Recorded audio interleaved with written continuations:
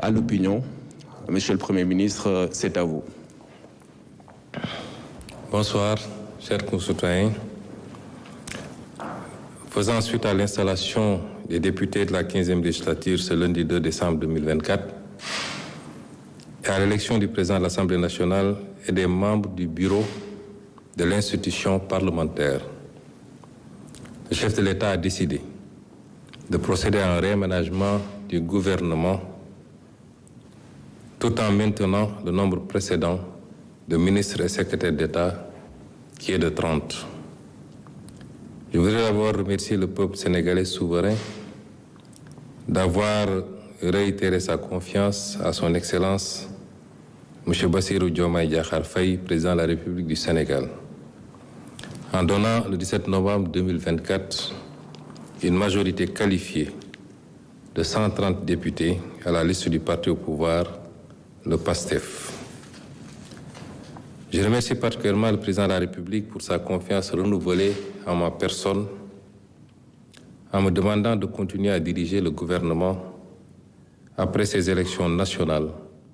qui nous permettent de mettre en œuvre, avec le concours de toutes les forces vives de la nation, l'agenda de transformation porté par la vision d'un Sénégal souverain, juste et prospère. C'est dire que le gouvernement continuera à se mobiliser pour faire face aux urgences économiques et sociales. Il s'agira aussi d'assurer le succès de la campagne de commercialisation agricole, d'accentuer la lutte contre la vie chère et l'amélioration du pouvoir d'achat. Il s'agira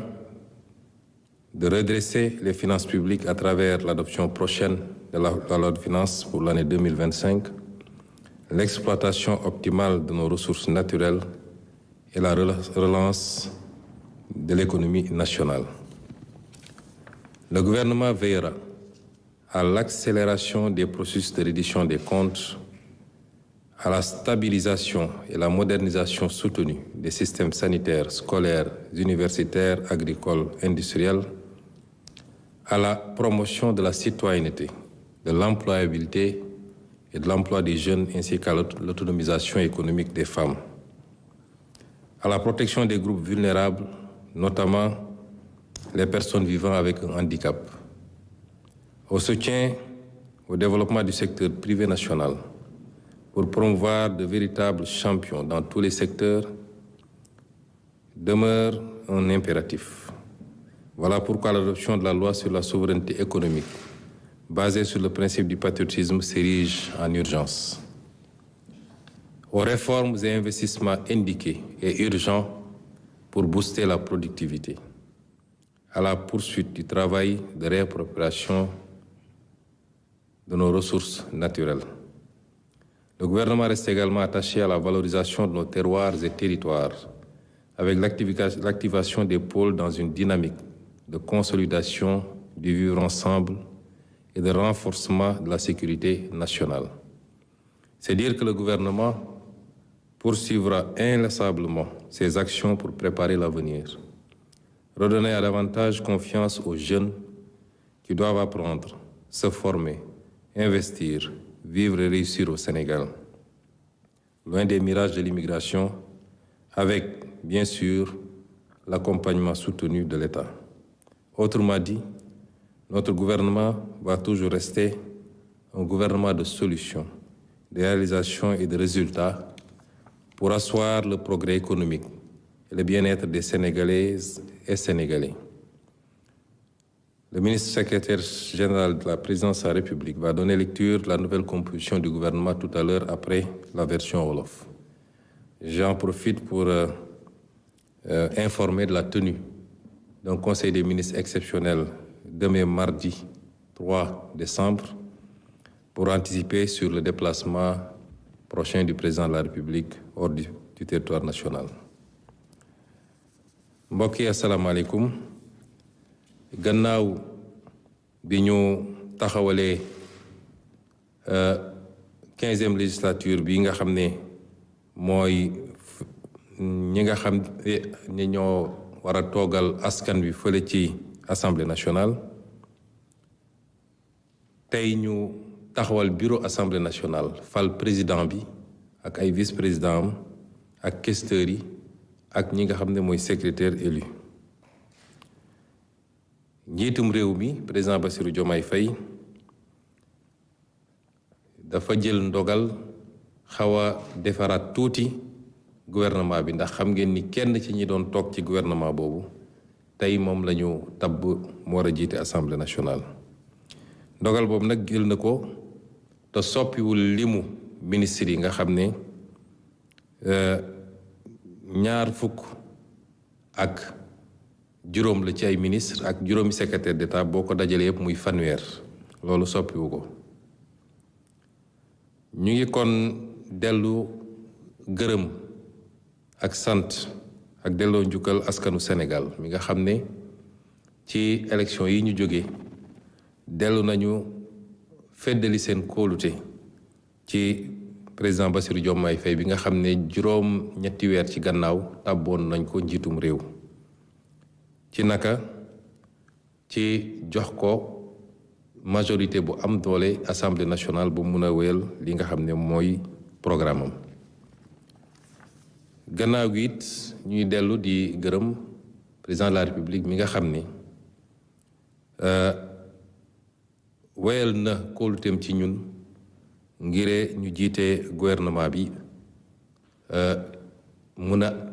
appliquer wala doxal li nga xam ne mooy programme ñuy dalal xelu Sénégalais ni gouvernement boobu nag ci tànk yi mu taxee woon ci juróom-ñetti weer yi tey yàlla matal na mbir mi wala gën na ko yembal bi ñu joxee majorité assemblée nationale dina continuer li mu doon def tey la ciy gën a teg tànkam bokk na ci loolu mooy campagne agricole bi ñuy dugg mooy lépp loo xam ne lu nit jiwoon la moo xam gerte la moo xam saalu darkase yi la moo xam produit maraîcher horticole yi la ñebbe geeg ceeb beeg ñoom seen ñu war a jublu nag ci ñooñu nga xam ne baykat yi war nañ koo jaay gouvernement bi dina jël matuwaayu mat sëkk ba campagne agricole boobu dox ni mu war a doxee gouvernement bi dina continuer liggéey ci jubbanti li nga xam ne mooy koom-koomu réew mi ndax yéen ñëpp dégg ngeen ñu ci fan yële ci gannaaw bi ñu càmbaree mbir yi xayma ko bu baax xoolaat ko li nga xam ne gis nañ ko ci koom-koomu réew mi rawatina ci boru réew mi waaye it ci li nga xam ne moom la tubaab di wax déficit mooy li manqué ci suñu doole pour ñu mën a mottali budget bi liggéey boobu nag gannaaw def nañu constat bi ba gis ni fañ ko nattoon weesu na foofu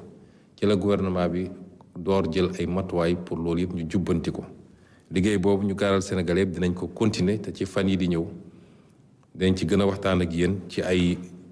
mesures ak ay yéene yi nga xam ne wala ay ndogal yoo xam ne gouvernement bi fas na koo doxal ñu leen di wax it ni li nga xam ne lu ñu war a def la ci ay coppite ci li nga xam ne mooy doxalin réew mi rawatina ci wàllu loi ba nga xam ne li tubaab di wax productivité mooy li miñ mi di meññ ci liggéey soo dugalee alal ci liggéey li muy meññ ñu mun koo yokk bu baax a baax a baax ak li nga xam ne sumb nañ ko ci alalu réew mi ñu téye ko ci réew mi alalu réew mi ñu téye ko ci réew mi loolu di lu am solo moo xam bépp xeelu alal li nekk ci géej gi li nekk ci ressources naturelles yi pétrole phosphate zircon ak leneen moom liggéey bu am solo buñ ci sumb ñuy gaaral sénégalais ni dinañ ko accélérer ba lépp loo xam ne moomeelu Sénégal la àqu Sénégal la ñu téye ko fii ci biir réew mi gannaaw gu ñu séddale ko ci ni mu gën a rafetee waaye it li nga xam ne mooy reddition des comptes mooy képp koo xam ne mës nañ laa dénk te yemoo fa nga war a yem ba jaxase poosu askan bi ak sa poos ñu fexe ba loo jëloon te moom moo ko ñu delloo ko ci biir réew mi waaye it li nga xam ne moo jëm ci décentralisation mooy ñu fexe ba gox yi ak gox-goxaan yi ñu doole leen ba nit ñi mën a moom seen bopp foofu bañ a ñoom ñëpp war a ñëw biir Ndakaaru waaye tamit continuer di liggéey li jëm ci ndaw ñi di ko waxaat ni suñu priorité bi gën a rëy mooy ndaw ñi ndax ñooy li ëpp ci réew mi ñoo gën a soxla ku leen taxaw ñoo gën a soxla liggéey ñoom ñooy suñu priorité absolue rawatina li jëm ci seen liggéey ñuy gaaral ni gouvernement bi ci programme ñuy déroulé à partir de maintenant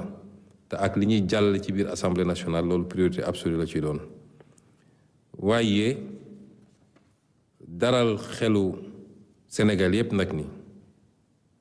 lépp lu jëm ci système sanitaire bi mooy paj mi njàng mi ci suuf ba ci kaw ak lépp lu jëm ci fexe ba tabax ay industrie yoo xam ne moom mooy li gën a am solo ci xolu programme économique bi loolu suñu yitte la li nga xam ne nag mooy citoyenneté dafa am solo ci réew mu ne ndax balaa nga naan naam ne fa waa réew mi koy tabax moo tax bi ñu toogee léegi defe naa président de la république lancé na ay programme citoyenneté yu am solo te bi ci gën a fës mooy setal suñu réew te barki démb rek dalal na fii ci palais bi ay nit yoo xam ne ràññee nañ leen ci seen taxawaay ci anam bu demee noonu ñi nga xam ne it ay groupe vulnérable lañ ñi nga xam ne yàlla daf leen nattu laago wala yu mel noonu priorité la ci réew mi priorité la ci programme président Bassirou Diomaye Faye priorité la ci gouvernement ma jiite te dina am lu bëri luñ ciy liggéey ba wàññi seen coono waaye may leen ba ñu mën a considérer seen bopp sénégalais comme sénégalais yëpp. li nga xam ne mooy secteur privé bi tamit dañoo yàgg a wax ni ñun patriotisme économique la ñu wax mooy secteur privé bu amul doole ci réew moom mënul am koom-koom te boo développé wul sa secteur privé jógee ci àll ba ñëw jël koom-koom réew mi kon lépp lu ñu war a def pour gunge leen bokk na ci nag benn loi boo xam ne day jëm ci li ñuy wax patriotisme économique mooy naka la ñuy def ba aar koom-koomu réew mi ba mu gën a jëriñ doomu réew mi loolu bokk na ci gis-gis yi kon mbokk yi mënoon nañu gën a guddal mais am na loo xam ne dañ ko tënk fan yi ci waxtaan gu yaatu gu ñuy am ak askan wi waaye li gënoon a am solo ci ndaje bi mooy ñu wax leen coppite yu ndaw yi nga xam ne am na ci gouvernement bi te mënuloon ñàkk gannaaw bu kenn ci gouvernement bi génnee dem assemblée nationale ñuy daaneel ci yéegal ñëpp ni ëllëg incha allah président de la République dina taxawal conseil des ministres ñi ñëpp xamoon ngeen ni par mercredi lañ ko daan def waaye comme njiitu réew mi dafa war a tukki te bëgguñu liggéey bi tardé moo tax mu anticiper ko ba ëllëg incha allah dinañ taxawal conseil des ministres fii palais de la République ñu leen di gërëm di leen sant di jox kàddu gi secrétaire général de la présidence de la République mu jàngal leen coppite yi jërëjëf.